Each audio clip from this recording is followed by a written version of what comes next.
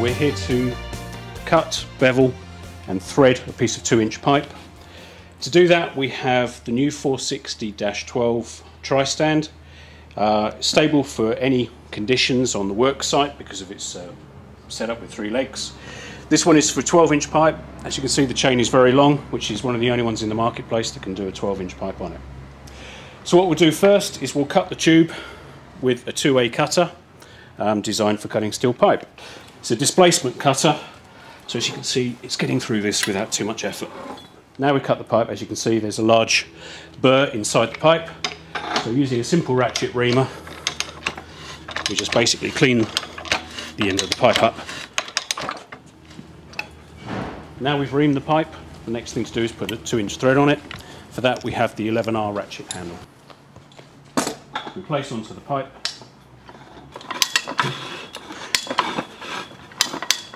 Now we have the die head onto the pipe. We use an oil bucket with an oil feeder just to lubricate the thread itself. Make sure there's plenty of oil on there. And then we can continue with the thread.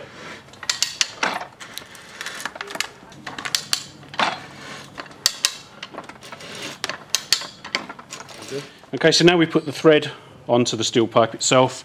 We've come level with the end of the dies. We basically turn the handle, the ratchet handle the other way, and then we can take the die head off the thread we've just cut. And there we go. 2-inch thread, 2-inch threaded steel pipe. Now we have our thread on our 2-inch pipe. We then put on a fixing, typically such as something like an elbow. Normally you would use a thread sealant on it, but just for demonstration purposes. You then use a rigid pipe wrench. This is one of the heavy duty ones. And then you tighten on. And there you have manually threaded 2-inch pipe using the rigid tri-stand, reamer, tube cutter and 11R threader.